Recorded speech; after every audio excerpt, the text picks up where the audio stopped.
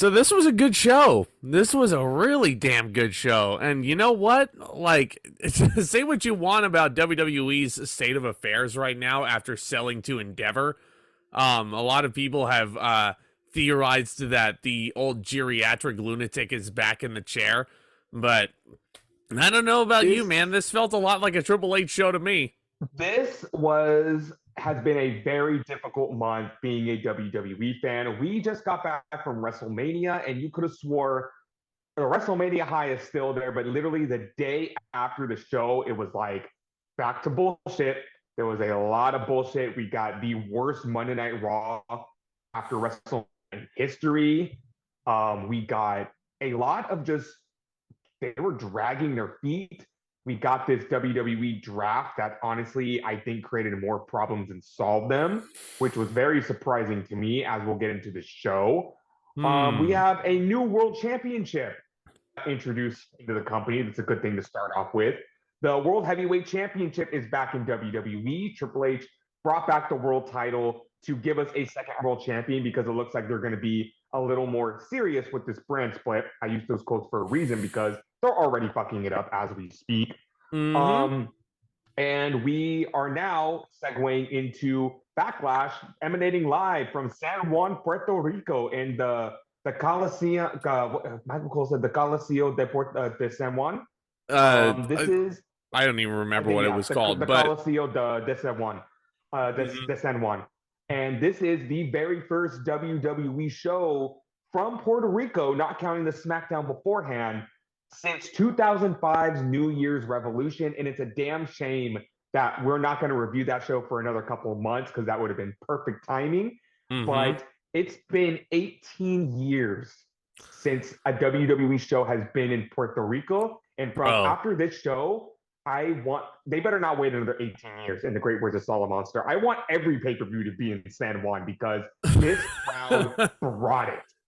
That means for some wrestling. Well, hold on a second. If every pay-per-view is in San Juan, then that means that we can't really go all that much. You really think I'm not just going to make up an excuse to go to Puerto Rico? Fair enough.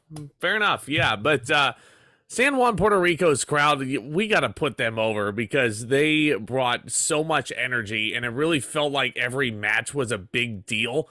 Like, especially true of, like, I mean, not even especially true of one of the matches with, two native Puerto Ricans in it, but, like, every single match felt like a main event level match just because of the energy that they brought to the proceedings. And they would have been counting in Spanish, which feels like a really unique, like, it's, I don't know what it is, man. It's like Puerto Rico loves their wrestling, and it's a rich history on that island. So this show was good, but this show was great because of the crowd. And the crowd is honestly going to play a huge factor into this show because from match number one, once the match started, I was like, oh boy, this is going to be a wild night because you look at this card and there's not really much on the line. You have a bunch of you have two women's championship matches that were very predictable considering the draft. You had a U.S. title match that was also very predictable because of the draft. You had a main event that if the right guy didn't go over, you might as well just put him back in the Stardust makeup. You had a 6-man tag team match with no stakes on the line. And you had, a street fight, which was really good, but it was only there because they're in Puerto Rico. So this crowd really helped make this show.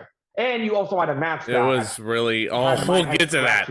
We'll get to that. We don't want to jump the gun, but you mentioned the women's title matches, and we give one of them to open the show here. Bianca Belair defending the Raw Women's Championship against Iyo Sky, even though they're both on SmackDown now because of but it's funny that you say that because shouldn't this be for the SmackDown Women's Championship? But the SmackDown Women's Championship is being defended later on in the show by a woman from Raw, but won the Royal Rumble, won the SmackDown Women's Championship, but was still on Raw, but now she's drafted to Raw with the SmackDown Women's Championship and her opponent's on SmackDown. Wrap your head around that one. That's what kind of show we're going into booking-wise. So you already know we're kind of I don't even want to say frustration, a little bit where our annoyance is coming from.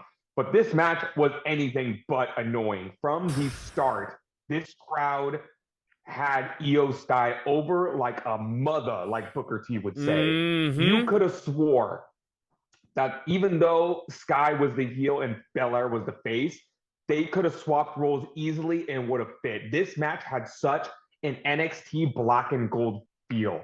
And from the atmosphere, from the in-ring work, from the psychology, this was a pretty damn good match. And the time they were given to construct this beautiful match, it felt like NXT black and gold. And a lot of people were going into this match really backing up Iyo Sky. And don't get me wrong, I love Iyo Sky, just the position she's been in for the past year since she got brought up to the main roster. You never would have thought she was a serious contender for the women's title.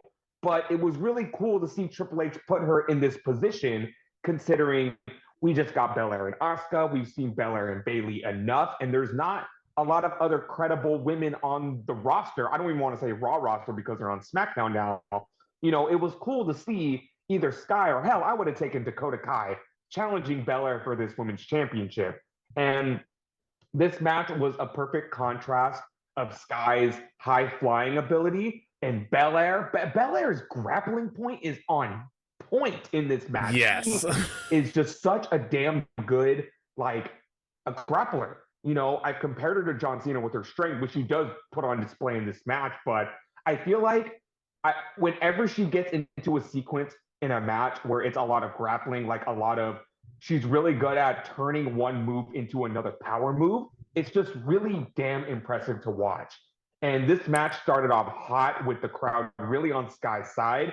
They got into a little grappling match in the beginning, and Sky is like doing these weird contortionist routines to get out of there, just to taunt Belair. And the crowd is eating out of Iyo Sky's hands. It is just it's such great counter wrestling that these two have, and they displayed such great chemistry. I believe they had a fair shake of matches in NXT Black and Gold as well. But these two, like, they really got to put on a show here. They got a lot of time. They had 18 minutes. Great counters throughout. Iyo Sky is going to get her moment eventually. She was made to look like a freaking killer in this thing. And she was put over like the genius of the sky. She got to show off a bunch of that aerial offense, as you were saying. And not only that, she got to counter the kiss of death, not once, but twice. And not many people get to do that. She had Belair's number in this match. And let me tell you, man, you say that Sky, this was not her night, but there were several times in this match I was convinced. I was convinced for a split second that they were going to put the championship on this girl. And I was convinced they may have called an audible, and I would have taken it.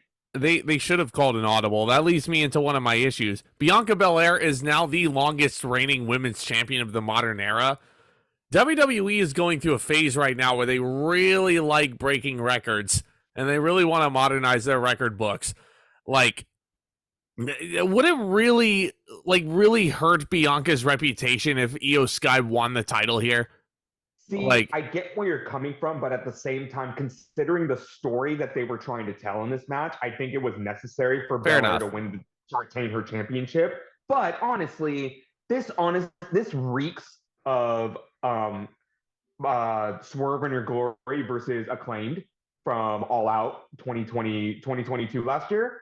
Mm-hmm. Where, you know, I get why they did it, but here it was a little more justified. And I feel like if they would have called the audible, it would have worked, and maybe they could have integrated the storyline in a different way. But I feel like they were here to set the stage for what was going to happen next in the story.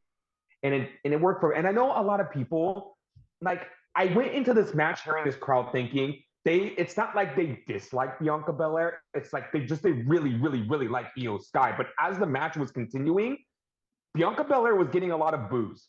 And it kind of broke my heart a little. It's so crazy you're saying that, because I was pitching a scenario where Bianca Belair could potentially turn heel on Asuka last month at WrestleMania. And then she makes that entrance with those little girls, and she's coming off like the female John Cena. Tomas looks right at me in the stadium, and he's like, "Yo, Zack, that is why you do not turn Bianca Belair heel." But you could have very, like, it's funny you're saying that now, thinking about it in hindsight, just because Bianca Belair was coming off very heelish in this scenario. And I feel like she was leaning into like the crowd reaction and everything like that. She was dominating a lot of this match. There was one point she has Iyo Sky up in a press slam position with one arm. Like that's insane. This girl is strong. That's insane to me. But never do that again, please, because she almost dropped Iyo Sky on her head. Oh, yeah, that was the scariest part of the match. It was impressive. She's a pro. She knows what she's doing, but, sometimes the body just gives out.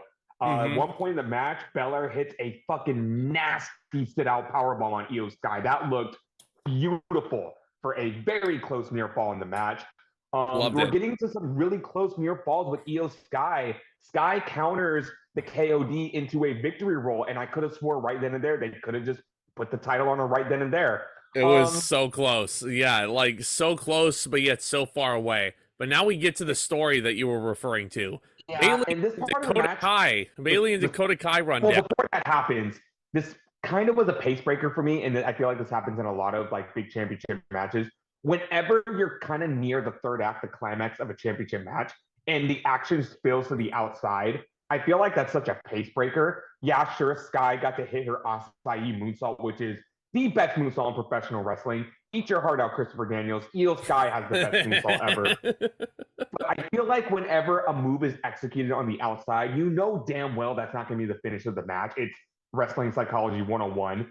You hit a move on the outside, that just gives your opponent time to catch their breath. By the time you throw them back in the ring and get the pin, as Iyo Sky did, of course, Belair is going to kick out. But like you were saying, this is when Damage Control entered the match, and I'm surprised they weren't ringside the entire match. They really let Iyo Sky have her moment in the sun by wrestling a good portion of this match before Bayley and Kai made their way to ringside. Yeah, so Bianca dispatches of Dakota fairly easily. And Bayley, there's a point where Iyo knocks Bianca down, and she's going for one of her BMEs, best moonsaults ever. And Bayley is holding Bianca's braid to kind of keep her in position. And the referee catches Bayley, tells her to back off. And Iyo Sky is kind of looking at Bayley like, "What? I don't need your help. Why are you doing this?" Which basically leads to Bianca hitting Iyo with a kiss of death and the pinfall and the retention of the title. Damage Control is splitting up, man.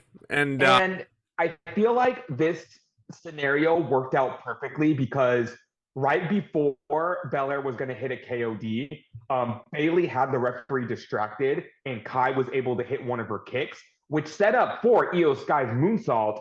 And Iyo Sky would have won the match there.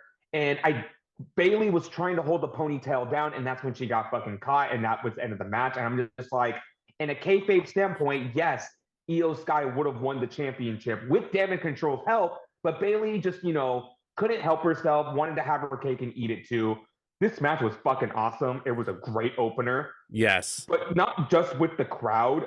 This, again, has such an NXT black and gold feel to it. If Vince was booking this match and the show, these ladies probably would have got 10 minutes and it would have went to a schmoz finish. But this was exactly what women's wrestling needs, especially in WWE.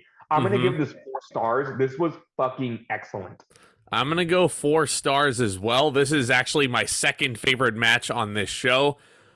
Bianca retaining really wasn't ever in any doubt, but Iyo made you believe, man.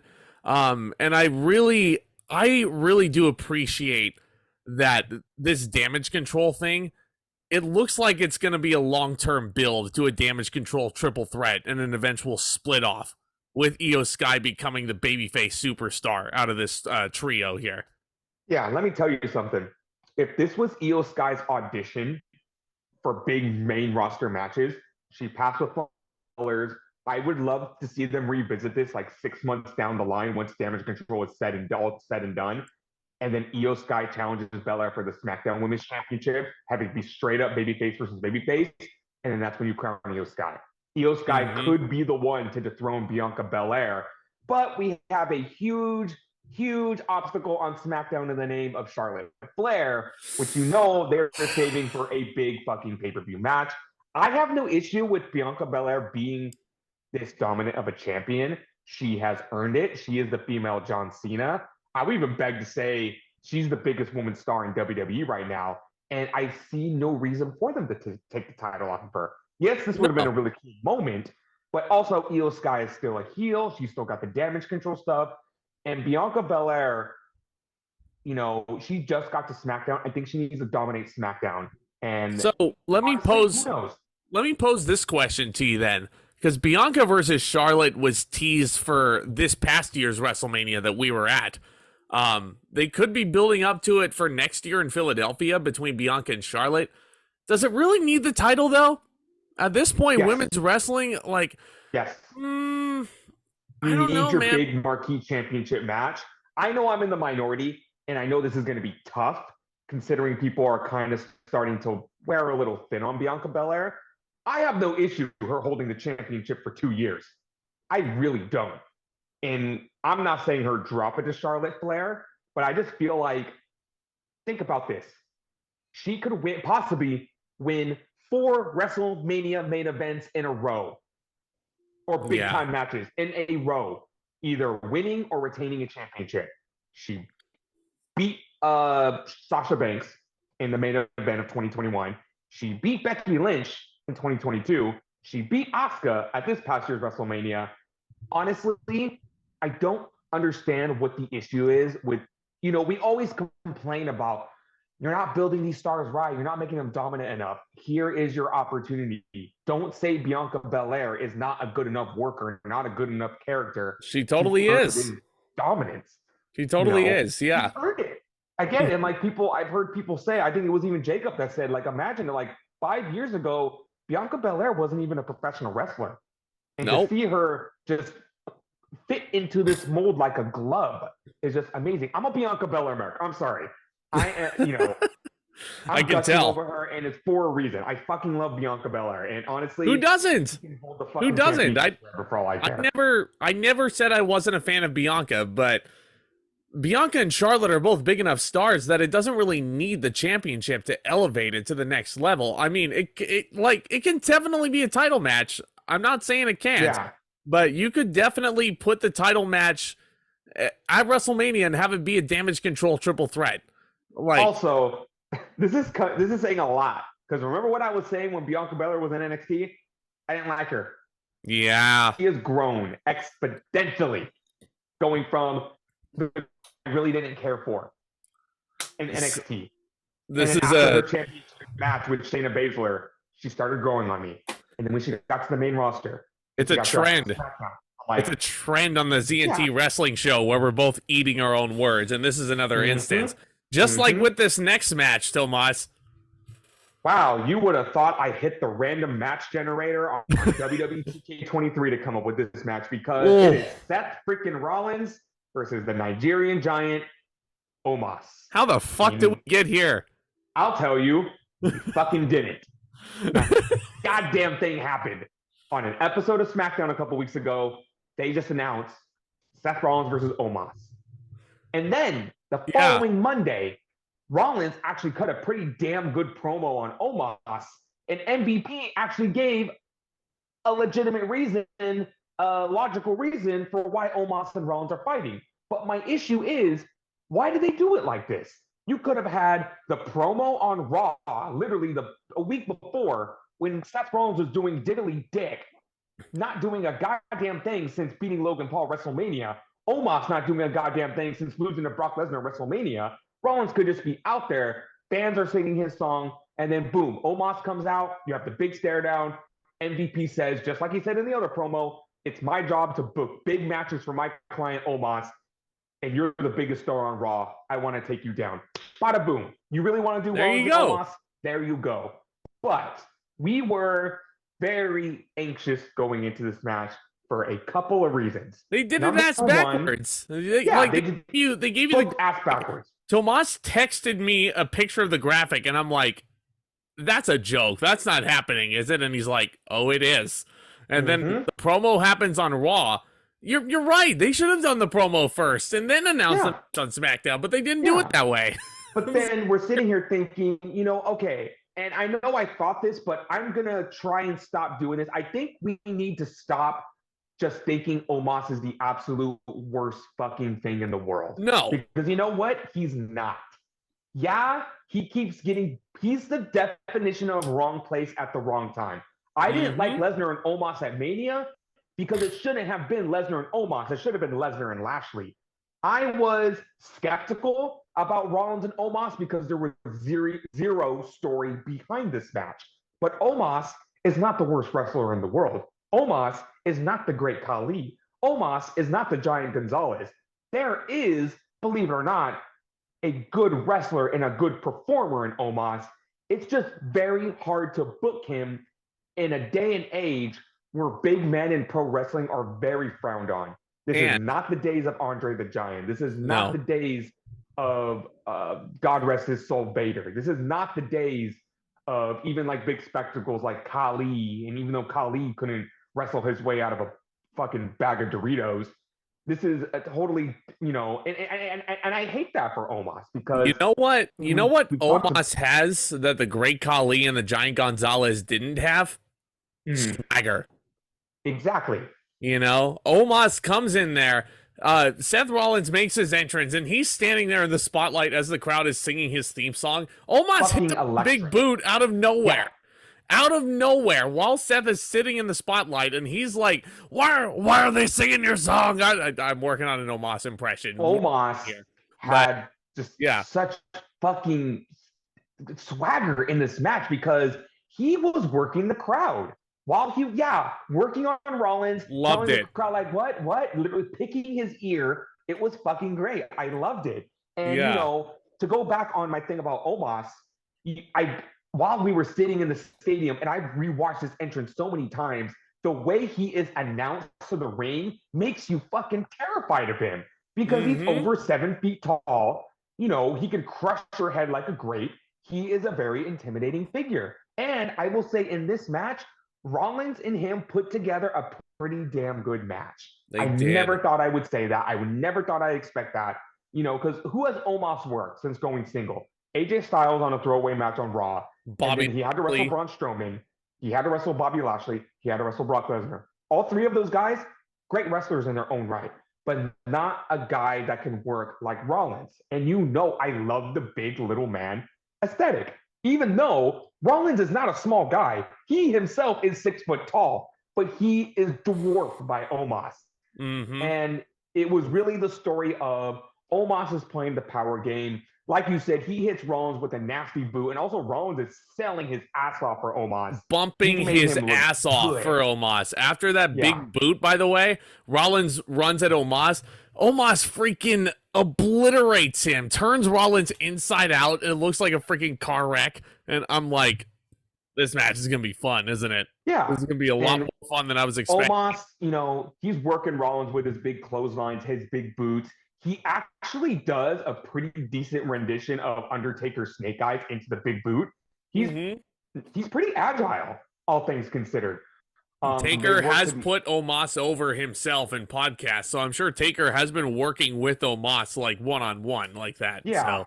And Omos and Rollins work to the outside. This is where Rollins is able to start getting some momentum. He shoves Omos into every Giant's worst enemy, the steel post. He's able to get some momentum back there. He's doing the classic little man thing where he is jumping on Omos back, trying to put him in a sleeper hold. He's able to work Omos down for a sleeper hold.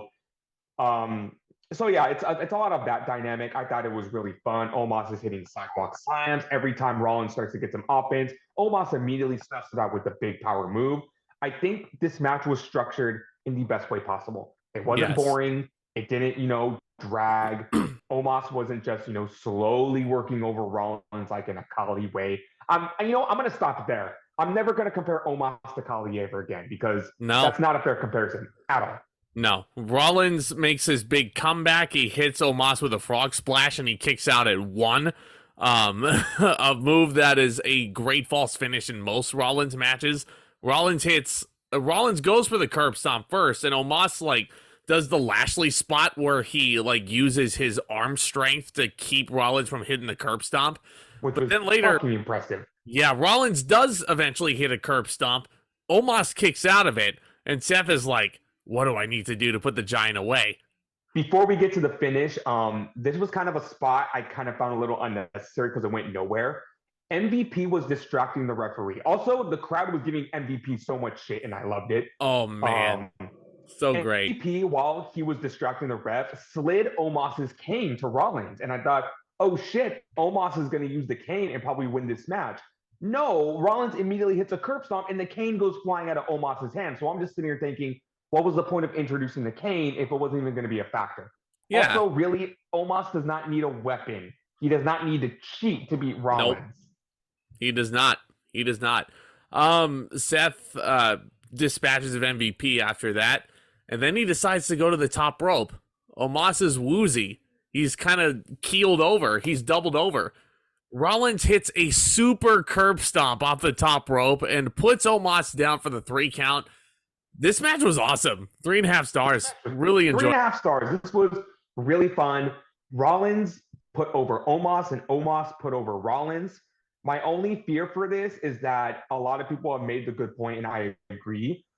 How many times can you pin Omos before his mystique kind of starts wearing off? In my opinion, and I know I'm going to get hung for this, I think Omos is due for a big win. Look, Yeah. he lost to Lashley, he lost to Strowman, he lost to Lesnar, he lost to Rollins. I don't see an issue with him pinning somebody now because he's a giant, a good giant. I would even say with the I'm going to try a little. I'm not going to try and put over too much, but with enough practice, enough training, enough mentorship, he could be a big show. He could be a big show that could really work his ass off and prove to everyone that they are wrong about him. Because, you know, we've had Big Show's career has really been hit or miss. He's either really good or he's really bad. I think Omos, if they just continue, if they book him correctly, because, you know, he's already been drugged through the mud as much as I've said. Look, we get it. We are in, I'll say it again, we are in a day and age where big men in pro wrestling are very frowned upon. Yeah. But, and I get where they're coming from. We don't want to see, you know, 2 7-foot-tall men just lumbering around the ring until one just puts one down. We want to see actual story and actual offense in a match. See, part of me kind of gets why fans are jaded towards the Giants in wrestling now, because they were shoved down their throats for 40 years in WWE. You know, Vince McMahon loved his Giants, and Omos was one of them. So now here he is in a post Vince McMahon world, and you know, he's working his way back and working his way back into our favor. And I'm becoming an Omos sapien. I can't believe I'm saying that. Props to Triple H for not just giving up on him and saying, you know what, you were a Vince guy and I don't like Vince guys, so you're fired. So good on Triple H for not just giving up on him. Yeah. And, you know, like you were saying, in the age of Vince's big men, for every Undertaker, every Kane, every Umaga, for every one of those guys, there was a Giant Gonzalez. There was a Great Khali. There was a, you know, there was a Viscera. God bless his soul. So that's our rant and our defense of Omos. This was really fun. But at the same time, I'm glad Rollins went over because he is a huge favorite to win that World Heavyweight Championship, and he needs all the momentum in the world. He's going to. 2022 was the year of Rollins putting everyone over. 2023, he enjoys the fruits of his labors because, again, I'm done assuming after the end of WrestleMania Night 2. Yeah. I want Rollins to win that World Heavyweight Championship, and I hope he does. He should. He should. He just gave Omos the best match of his career, so I think he deserves it. So, next up, speaking of titles, Austin Theory defending the United States Championship. Austin Theory is now a resident of Friday Night SmackDown. He has a triple threat match against Bronson Reed, who is one of Tomas's favorites, and Bobby Lashley. How many times do Theory and Lashley have to share the ring together? For God's sake. My God. I'm so sick of this match. This is why the draft was a good thing, in my opinion, because you only have so much talent on Raw, and then when you have a big name like a Lashley, you know, if he's not, and when there's not, again, this is why we need the secondary world title. If he's not going to go for the world championship, what the fuck else do you do with him? And I feel like they've just been circling back to this Theory thing, and it's like, you guys keep booking yourself into a corner because Lashley is a huge monster that got fucked over at WrestleMania, and Theory is the guy you're trying to push. what are you going to sacrifice? Theory, I mean, Lashley can't be losing, but Theory, you got to keep his momentum going. You also And can't keep putting those two together. Like, I feel like these guys have been wrestling on pay-per-views for like a full year now. They have been. Yeah, they just had a triple threat match at Survivor Series for the same title with Seth Rollins in the Bronson Reed spot. And where Theory won the championship. And you want to talk about two big men I really like, Lashley and Reed. And as awesome as it was to see them in a championship match, after what I saw them do on Raw a few weeks ago, I wanted to see these two go one-on-one again. I feel like that's where they were building towards, but they're like, oh shit, Theory needs an opponent. Let's just shoehorn him into this feud. That's my only issue with it, but this was really fun. It went exactly as I expected it to go, though. Like, Theory and Lashley didn't really do anything too impressive. Bronson Reed, however, oh my God, this is why I fucking love this man. He is just a human steamroller. And the two best parts of the match is where Reed and Lashley are wrestling on the outside, and then Reed is climbing the ropes, and I'm like, what the fuck's he gonna do? He does a springboard Vader bomb onto Lashley from the outside. And I was like, God damn, this man is impressive. Absolutely freaking mammoth of a man. Should not be able to do that. Lashley was hitting spears.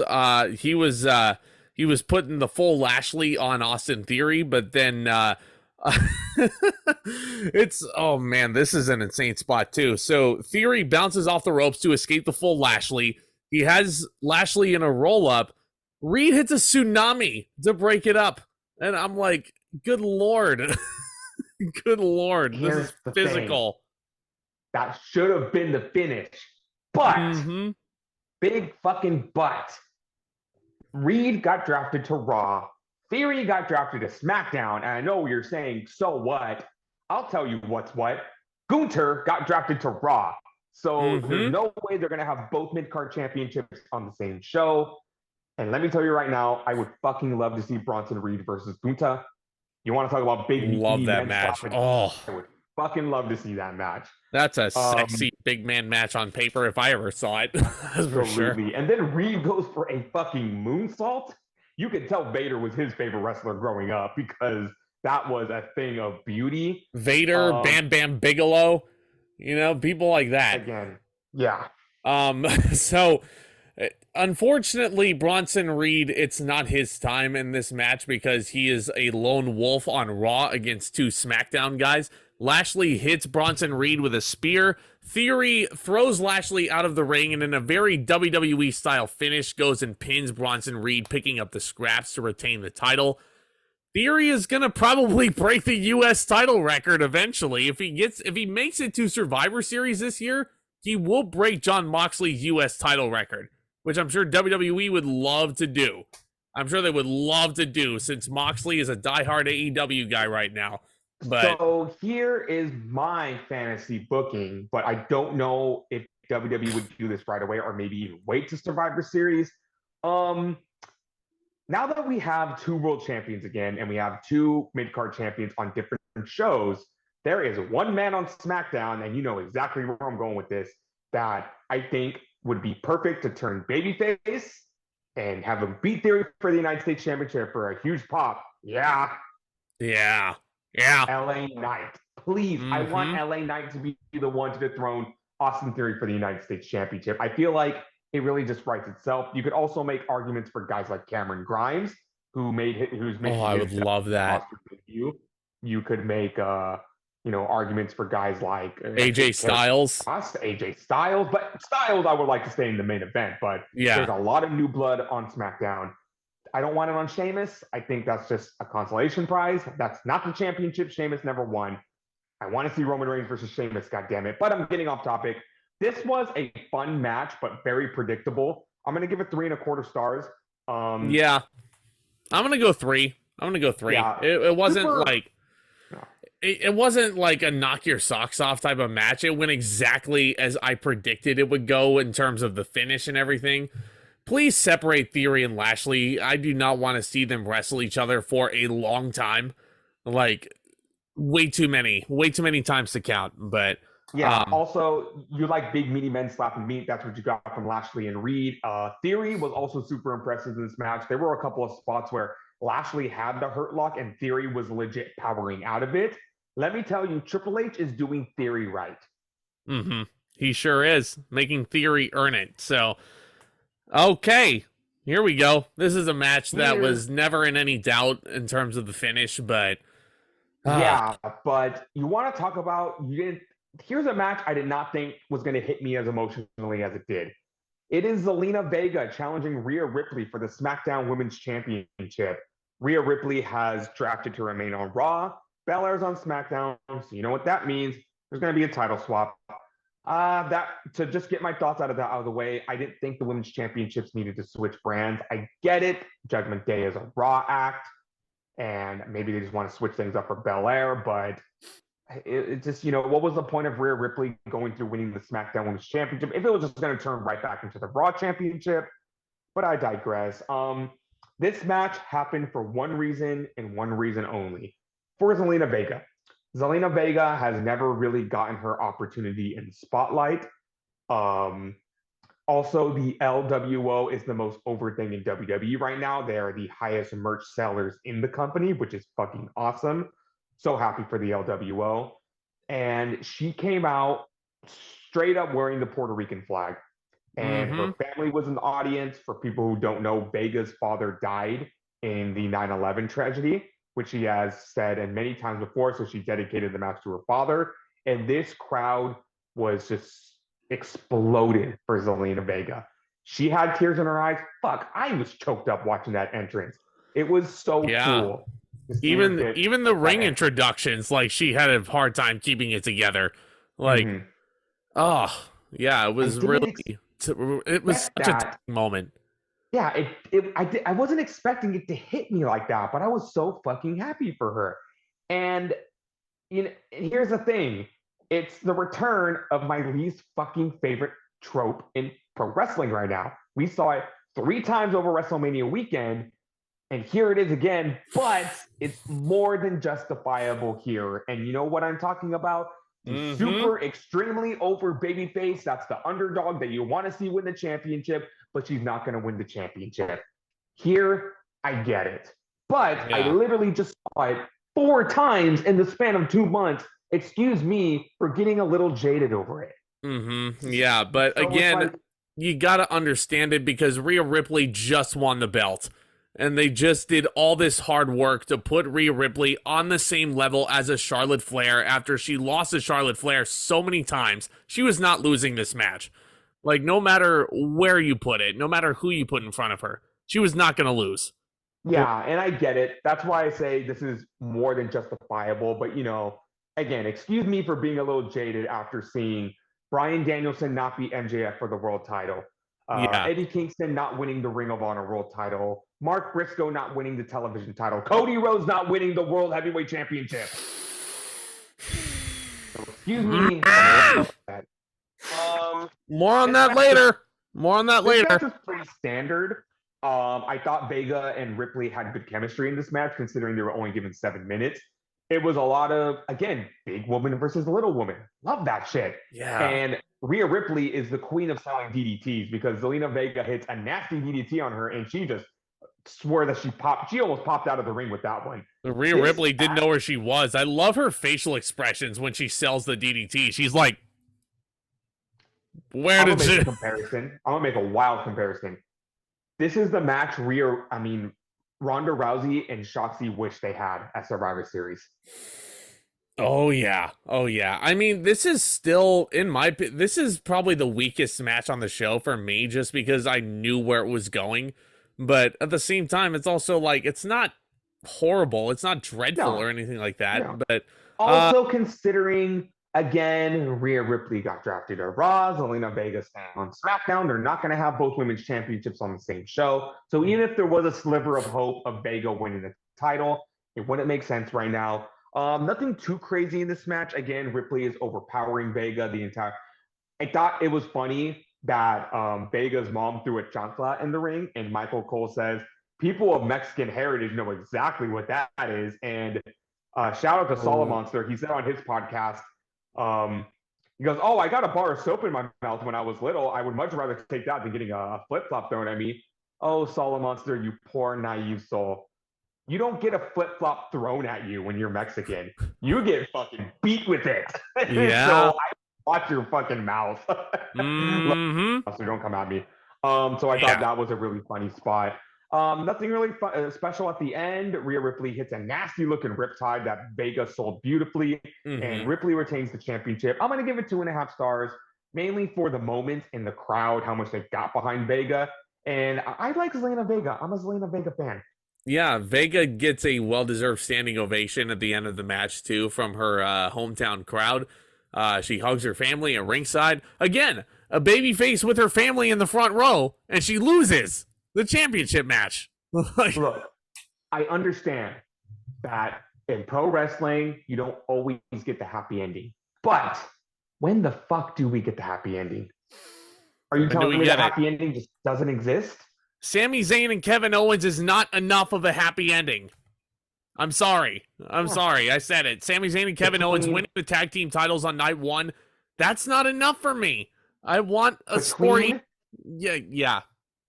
Okay. February and now we have gotten 1, 2, 3, 4, 5, 7 matches where you have that super over babyface underdog, and out of 6, and 6 of them ended with a bad ending. All parties are guilty in this situation. Triple H, Tony Khan, you're all guilty of this. Yeah, everybody's guilty of it. Stop it. Yeah. Let us be happy. Anyway, let's be happy for a while. Let's be happy for a while with this next match. We have what is billed as one half of a double main event. Bad Bunny versus Damian Priest in a San Juan street fight. These two guys have such a rich history in wrestling. Bad Bunny showed up during the Thunderdome era at the Royal Rumble, had a guest performance, helped Damian Priest, who debuted on that show, eliminate their opponents at WrestleMania that year, and they tagged together. Bad Bunny showed the whole world what he was made of. And now here they are. Damian Priest turns on his friend the night after Raw, or the night after WrestleMania, rather, on Raw. Excuse me. I'm excited to talk about this. And I'm like, oh man, that's history right there. I look at my buddy, Jacob. Love you, buddy. I look at him and I'm like, that's a match right there. That's a match that can build up, you know, and we got it. I am very surprised that this wasn't a tag team match. I'm surprised it wasn't Priest and Dom versus Ray and Bunny. I love it. The one-on-one treatment with Priest. And again, considering how close Priest and Bunny are, considering Priest is fluent in Spanish because he is also Puerto Rican, there was not a better opponent for Bad Bunny to work. And Bad Bunny's ovation was absolutely amazing. They knew all the words to his music. Bad Bunny is the highest streaming artist in the world right now. So he comes out, he is a huge pro wrestling mark. So he's living this dream. He's going out there, and this pro wrestling show turns into a full-on rave and a full-on concert. Everybody is singing Bad Bunny's song. Like, word for word. Awesome. Yeah. And Bunny comes out with a shopping cart full of weapons, channeling his inner Raven and Tommy Dreamer. And this is a brawl from the start. And Bunny did not fuck around in this match. There were trash lids, there were kendo sticks. He was gifted a Puerto Rican kendo stick by WWE legend Savio Vega. More on him later, who showed up backstage. Bunny was bumping for Priest. He was taking body slams. He was taking suplexes. He was taking weapon shots. Bad Bunny hits a Michinoku driver on Damian Priest. Never thought I'd say that statement out loud in my life. But that was a clean looking Michinoku driver too. As amazing as this atmosphere was, as much as I love this match, it wasn't perfect. And I'm going to get into one of my biggest issues of this match. For sure, it wasn't. Near like a few minutes into the match, Priest hits the south side of heaven chokeslam onto Bunny.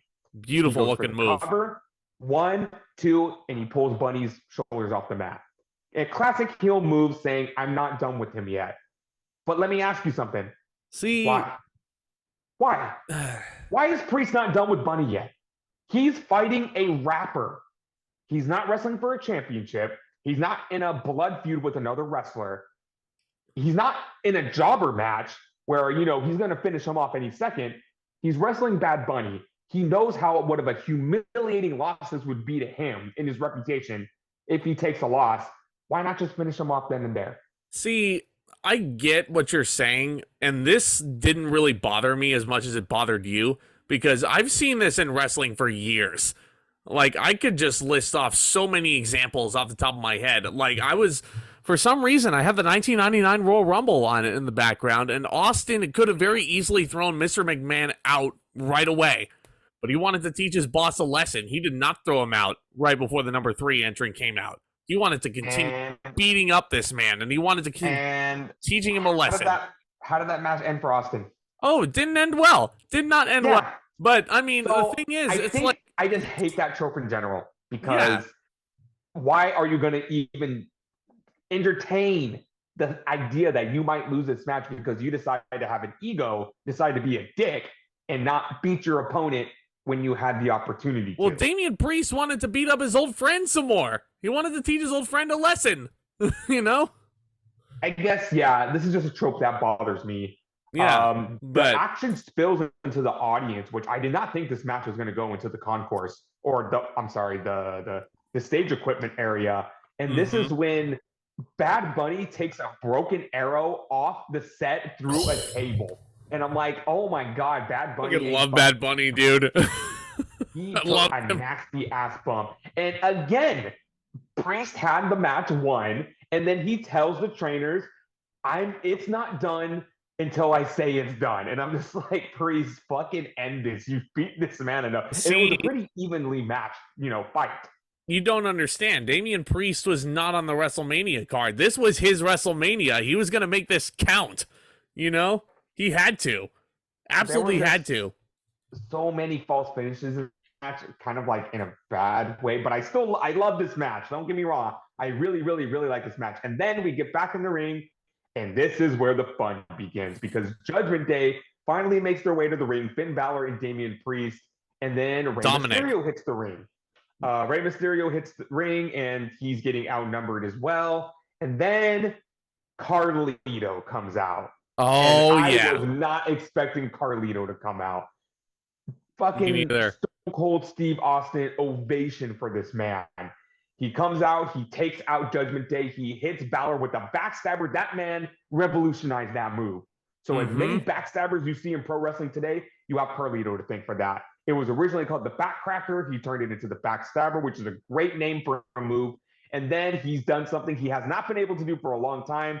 He chews up the apple. And how crazy is that? We just talked about Carlito in our Survivor Series review, and here we are, like years later. Carlito, and he looks in such great shape. Like, he can still go. Like, this guy. Ray hits. He eats the apple, and then Dom hits him from the back, and that was the biggest mistake he ever could have made. Ray drop kicks his son into the ropes, hits a 619, and Carlito spats the apple in Dom's face. That was such a beautiful sight to see. Well, Dominic doesn't want to be cool. Yeah, he doesn't want to be cool. In a normal situation, I would have thought this was overkill, but considering the environment, I really didn't care, so let me get that out of the way. The Judgment Day is ran off, and you're thinking, okay, they're ran off. You don't really have to do anything else for them. But fuck it, I didn't care. Savio Vega's music hits, and he gets a Stone Cold Steve Austin-like ovation. Yes. My only issue with this was it would have been a lot cooler if they didn't reveal him backstage before the match. It would have been a lot cooler surprise to see Savio. I get Savio is really playing the crowd, but Balor and Dom are looking at him. I'm like, look at this old man. What the hell is this old man going to do to us?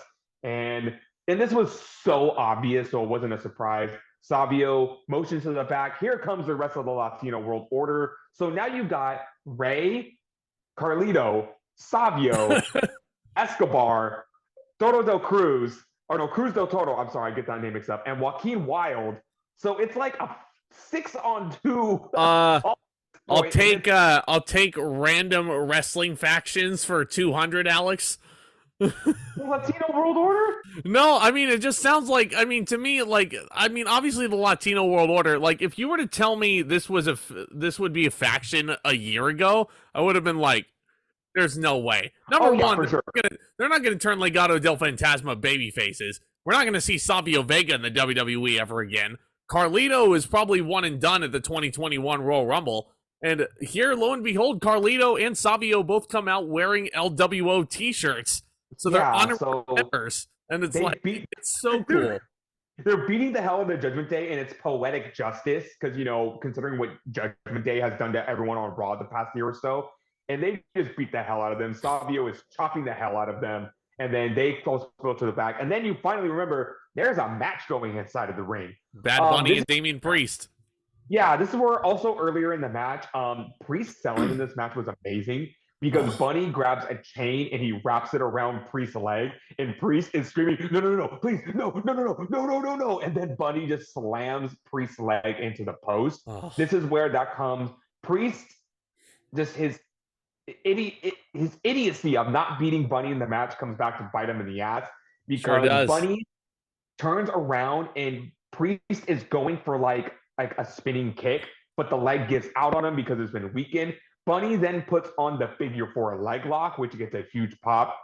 I think that should have been the end of the match. You know why it got a huge pop, Tomas? And I can't believe I didn't think of this. The figure 4 leg lock was the finishing maneuver of Carlos Colon, who is wrestling royalty in Puerto Rico. Say what you like, you know. Even though he's a murderer. Yeah, you know, screw him. Yeah. I feel like this should have been the finish, but it wasn't. Priest is able to get out. And you know, I feel like there was a couple other false finishes in this match that were just like, okay, we get it. Can we get to the finish now? Or I think, you know, maybe I shouldn't complain so much. I think they wanted Puerto Rico to have their fun. And, you know, they haven't had fun in the past 18 years. So no, they got to have their moment. No. How was it that Carlito was on SmackDown and the Puerto Rico show in 2005 was a Raw pay-per-view? Like, why didn't... Yeah, Carlito, he was just brought onto the main roster in 2005. New Year's Revolution was that show in Puerto Rico. How did they not have Carlito on that show? Like... That's a daunting question. You know? It's... Yeah. Missed opportunity there. It's a long overdue ovation for Carlito, but how did this match wrap up? Bad Bunny, oh man, he hits the most beautiful Canadian destroyer in all of wrestling, with all due respect to anyone else who hits one. Nails Damian Priest with it, and that's not an easy thing to do. Damian Priest is not a small individual. Bad Bunny hits... satisfies my OCD because first he calls it the Bunny Destroyer. Corey Graves calls it the Bunny Destroyer, and Michael Cole says, I think we need to rename that to the Puerto Rican Destroyer. I'm like, yes, thank you. So it depends on your nationality as hitting that maneuver. So who was the first person to do a destroyer? P.D. Williams, Canadian Destroyer. Anyone else who does it, it should be their nationality. Puerto Rican Destroyer, Mexican Destroyer, German Destroyer. Yeah, so if Tajiri performs that move, it would be a Japanese destroyer. Yeah. Yeah. So. Catch my drift now. Yeah, I'm catching your drift now. It's OCD. But Bad Bunny defeats his former friend in the San Juan street fight that I'm going to give 4.25 stars. I don't care what you say. I loved this match. It was so much fun. Yeah. I loved this match too. I'm going to give it 3 3/4. I enjoyed every aspect of this match. It was an overbooked mess by the end, but I don't really fucking care. It's honestly, everyone, it's cool. Believe it or not, it's cool. No pun intended. Fun. It's cool to have fun when you watch wrestling. Take that giant stick that's in your ass out for 1 second and just have fun with this match. I thought this match was great. Just don't think when you watch this match. But Bad Bunny got the ovation of a lifetime, and I want to see Bad Bunny wrestle more. Me too. So fun to watch. You know, whenever his schedule opens up, because I know he's a very busy man, going from headlining both nights of Coachella and then headlining the Mets Gala to WWE Backlash. This guy can do it all. He can host You can't. SNL. He can be in Bullet Train with Brad Pitt. He can sell Love out this man. stadiums. Like he's a jack of all trades. Jack of all trades. Absolutely love him. So Fantastic rapper too. I'm a big hip hop Mhm. fan, so after Bad Bunny did his first stint in WWE, I went and listened to his music. I'm like, he's damn good. He is really damn good. Music is very catchy. Yeah, but this was super, super, super fun. And the only other issue I have with it was should have went on last. Oh yeah. Should have went on last. Absolutely should have. But next up, anyway, back to business, is a huge six-man tag team match with the undisputed WWE Tag Team Champions Kevin Owens and Sami Zayn teaming with the original bro Matt Riddle against the Bloodline representatives, the Usos, Jimmy and Jay, and Solo Sikoa. In the WWE draft, Riddle, Owens, and Zayn were drafted to Raw, while the Bloodline is going to stay on SmackDown. So theoretically, this should be the big blow-off to the Zayn and Owens versus the Bloodline feud. This all just really came about is that Zayn and Owens are not done with the Usos. Riddle was taken out by Solo Sikoa months ago, so Riddle made his big return on Raw. And I feel like they're starting to go back to the serious Riddle persona because Riddle cut a great promo on Raw the other week saying that he's done being considered a goofball. He wants to be taken seriously now. And the Bloodline is just as much of a problem for him as it was for Zayn and Owens. Also, Riddle's been serious ever since Triple H took over creative. Like you still have like the goofball music and everything like that. With Elias? Riddle and Rollins, their feud was like just at a fever pitch before he left before he left on injury leave or whatever it was. But but you remember forget what happened before Riddle got suspended and after the Rollins feud, he was dicking around with Elias and Rick Boogs, and it wasn't fun. It was like back to Vince booking. So cool to see Riddle taken seriously here again. No championships on the line here. I feel like they cared more about the Fox rating than the pay-per-view. This was a really good match, but it was 25 minutes. No, it was 22 minutes long, and that is way too fucking long for a six-man tag match. Yeah, and it really did feel like, Sami and Kevin, they were the champions and everything like that. The story of the match was more so centered around the friction within the Bloodline itself. Because, also, near the end of this match, they went back to the Jay and Sami Zayn stuff, and I felt like, didn't we get this shit over with at WrestleMania? The big blow off there, and Zayn finally getting his retribution. I just don't understand why this feud needs to keep going. Usos lost their tag team title rematch, so again, this was more for the friction within the Uso brothers, other than Zayn, Owens, and Riddle. The match was still very fun, though. All six of these men are fantastic workers. It's say what you want about Riddle. I think he's great. He's a fantastic striker. He can really turn it up there in the ring. And one of the best sellers in the game, too, in my opinion. I had a lot of fun watching this match. It's just that when you have a six-man tag team match on pay-per-view, the heat segments run very, very, very long. And they ran very, very, very long here. And then we got near the end of the match, and I just feel like there was, again, too many false finishes. And once they got to where they were going to go, I also think the wrong team went over in the end. Jey Uso and Solo Sikoa were tagging each other in forcefully, and there was friction there because they both wanted a piece of Sami Zayn. And it's like, you're working as a team now, and Solo Sikoa now has friction with Jey Uso for some reason. I get why the Usos are in the doghouse with the Tribal Chief, because they lost at WrestleMania and Roman did not. And Solo Sikoa helped Roman Reigns retain the WWE Championship. So, in all intents and purposes, I'm sorry to remind you of that. For all intents and purposes, Solo Sikoa is the favorite child in the family right now. Reigns is only reporting to Sikoa. The Usos have said they have not heard from Reigns since WrestleMania. Also, there's this little thing going on with Paul Heyman being the messenger to Sikoa, saying basically telling Sikoa, oh, you're a good dog. Who's a good dog? Saying you're the Tribal Chief's favorite. You're going to go out there and make the Tribal Chief proud. So I get the friction there. But considering the bloodline is starting to crumble within its very foundations, Usos and Sikoa picked up the win after a big chain of finishers. There's KO stunners, there's haluva kicks, there's Samoan shots, and then Riddle is about to hit the Bro Derek onto Jay, I think. Sikoa gets the blind tag, and he hits Riddle with the Samoan spike to win. I feel like the bloodline didn't need to win here. I feel like this could be a big, notch for the baby faces. Finally, again, just tie a bow around this feud and call it a day. But this is a whole new season of WWE, right? After WrestleMania. This is the first pay-per-view of this new season. This is all about building up towards the future and building up newer stars as well along the way. This match was all about building up Solo Sikoa and trying to put him up to the next level. And having him get the win here over a guy that he kayfabe injured on his way out, that's a good first step, man.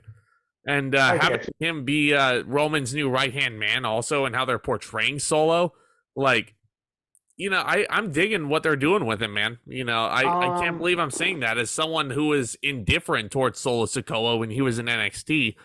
It's wonderful what they're doing with him, I think. I'm going to give this match, I thought about it, I'm going to give it 3 stars. It was way too long for my liking. And there was just a lot going on in this match. Wrestling was good, sure. It's a fine enough match on its own. But this match was really just trying to put the narrative. And I'm going to go 3.5. I'm going to go 3.5 just because of the wrestling. And I thought it was solid the whole way through. I thought they told a pretty good story, all things considered. They elevated Solo Sikoa. I'm game with it. It's a good match. It's a really good match. But, all right, man. Here we go. This is the main event of the show. And, oh man, if you thought I was salty last month, here we have Cody Rhodes versus Brock Lesnar for the first time ever. How the fuck did we get here? Cody Rhodes loses at WrestleMania. Just a reminder, Tomas, Cody Rhodes is not the champion. The night after, they do this whole gimmick where Cody is begging Roman for a rematch, and they grant him that request on one condition. They beat Roman and Solo in a tag match, only as long as Cody finds a partner who is willing to tag with him. Brock makes his entrance, and then Brock betrays Cody before the match can even begin. And also, they're all... You want to say one condition? Payment threw a lot of conditions in there. Number one, you have to be Reigns and Solo Sikoa in a tag team match. Number 2, your partner has to have wrestled at WrestleMania. Number 3, they have to be willing to accept that they can never challenge for the Universal Championship. That's very specific stipulations right there, Heyman. Why did you just straight out say, go convince Brock Lesnar to be your partner, and then we'll talk? But Brock Lesnar already could not challenge Roman Reigns for the title per the stipulation from SummerSlam last year when he lost. So here I'm sitting there. Brock Lesnar attacks Cody Rhodes. And I'm like, okay. I mean, Brock and Cody, that's a match you've never seen before. In theory, the whole idea of a first-time ever showdown between two big superstars, Cody Rhodes is a main event level talent now, never wrestled Brock before. It's a new challenge for him. I'm fine with that in theory. But the way they went about this, and the way the commentary was playing up Brock Lesnar on commentary on this show, they were saying, we don't know why Brock Lesnar attacked Cody Rhodes. He's never explained it. I mean, in retrospective, you don't really need a reason. Lesnar, you just say Lesnar is a dick. Yes, you do. To do it because yes, you do. I'll tell you. I'm not defending it. I'm just saying Lesnar has done this in the past. Why did he attack Lashley? Like, you could always improve that. Yeah, why did he attack Lashley? That doesn't mean you have to make the same mistake again with this match. Like, good point. Brock Lesnar, turning him heel is absolutely the right move. He is a much better heel. Even though the Cowboy Brock babyface run was really fun, like, really thinking about it, if you don't need an explanation, how about this? Brock Lesnar attacks Cody Rhodes because he sees that Cody Rhodes is the WWE champion. Now he's no of opportunity.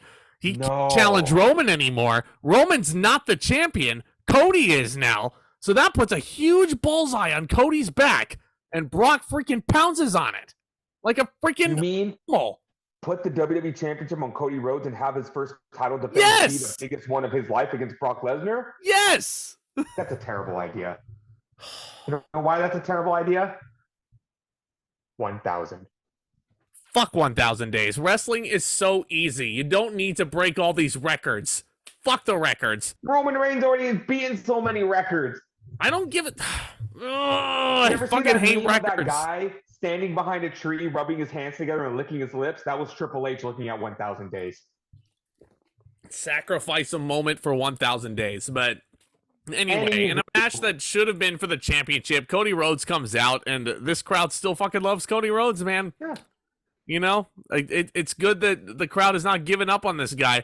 Brock Lesnar makes his entrance. Cody immediately hits a suicide dive to the outside, and it's freaking physical the whole way through. It's your typical standard, you know, spam finishers, Brock Lesnar, but I think Lesnar put a little more effort into this match. Oh, yeah. A little more offense was done. He did some fall-away slams. He did some suplexes, regular suplexes that you haven't really seen from him. Totally. Cody Rhodes was really bringing the offense before the match started, absolutely just annihilating Brock Lesnar with steel steps, which I thought was really cool because you go into this match thinking like, does Cody Rhodes really have that edge to fight Brock Lesnar? And he did, because he fucking whooped his ass like the first 5 minutes of the match. What are you talking about? What are you talking about? Cody Rhodes is not Edge. Fuck you, Edge wasn't on this show.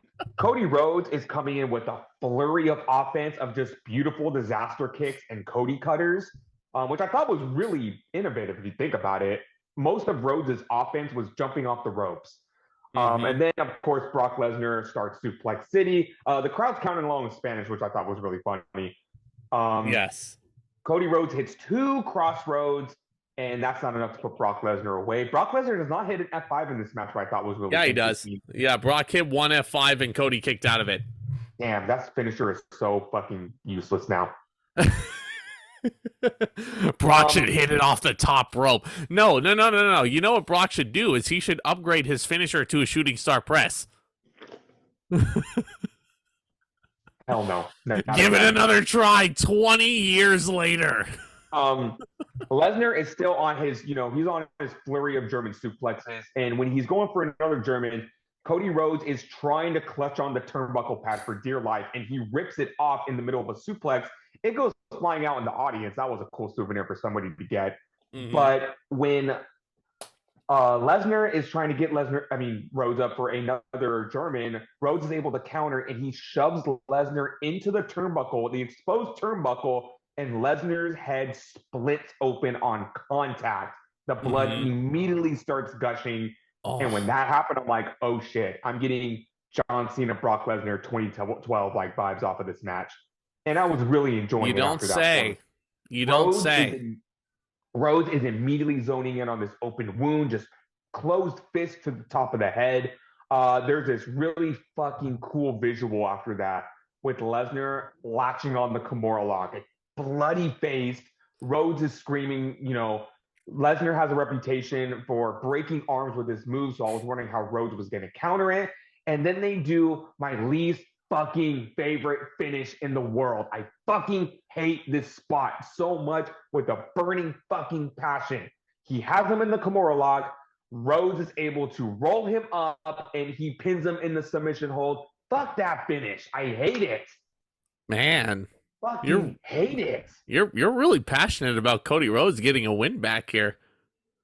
Let me tell you, I am so happy that Cody Rhodes won. I am. That was 100% the right call. But he couldn't hit 3 fucking crossroads.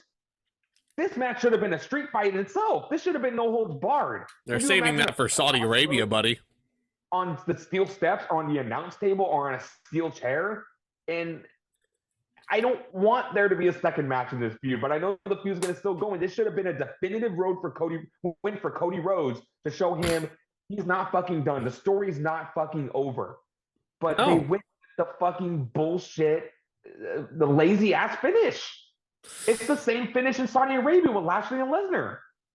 Well, they're going to do, speaking of Saudi Arabia, Cody and Brock is going to happen again, probably with a stipulation. So I mean, then Cody beats him decisively there. So it was just, I don't know. The finish really rubbed me the wrong way. It made Cody Rhodes kind of look like a chop at the end of it. And I get it. Oh, the feud's going to continue. It's just fucking lazy finish. it was a pretty anticlimactic ending to the pay-per-view too. There's rumors that because of the cut, Finn Balor style, they went home early. I wanted to see this go on for at least 5 more minutes. No, I heard that the cut was planned. I heard from sources that the cut was planned. So it looked pretty fucking like shoot. Oh yeah, it looked shoot. Wild. I mean, give Brock credit. I mean, he makes it look legit. I mean, this is a guy who is UFC trained as well. So he knows, like, you know, how to do that. He knows how to do that. I'm going to give stars. I wanted to like this match a lot more. It was one of the better Brock Lesnar matches we've seen over the years. And Cody Rhodes' intensity was really fucking great in this match. I just can't get over that finish. I really can't. No pun intended. I'm sure Cody was gushing at the opportunity to have a match in WWE with blood. You know? Yeah, there was blood everywhere, man. I'm going to go 3 on this one as well. I mean, credit to them for having a really physical main event here. I don't know if they'll have a better match in Saudi Arabia, but we'll see. No, because the crowd's going to suck dick in Saudi Arabia. Yeah, but anyway, man, Backlash 2023, the crowd really put this over the top. Mad props to the San Juan, Puerto Rico crowd. Hopefully they can go back and, give you guys another great show. I'm going to give the show an 8 out of 10. I think overall, consistently, there was some good stuff throughout the show. That San Juan street fight is something I don't think I'll ever forget. It was so fun. The opener was freaking awesome. You know, it's a good night of wrestling, man. Yeah. Really good. I am going to give this 8 out of 10 as well. I've noticed a trend with WWE. If you go into a pay-per-view with low expectations, it ends up being really freaking good. And this pay-per-view on paper did not look anything special. But the crowd really brought this show to life. And again, very great opener. Omos' best match in his career. Super emotional SmackDown Women's Championship match. A fantastic street fight. You know, and a decent main event. So what more could you ask for in a pay-per-view nowadays? This was super fun. Oh yeah. Really good WWE show. So that'll be the last. Next for us is going to be. Yeah, that'll be the last WWE pay-per-view because we can't review Saudi shows because, you know, we're good people, we're nice people. So we're gonna go with Armageddon 2004 coming up pretty soon. We talk about some AEW. We haven't talked about AEW in a bit. Yeah, Double or Nothing is coming up. Double or Nothing coming up at the end of the month, headlined by the 4 Pillars Fatal 4-Way match, which I'm really looking forward to seeing. I mean, what else we got? We're also in talks to have a really fun live stream edition of the ZNT Wrestling Show.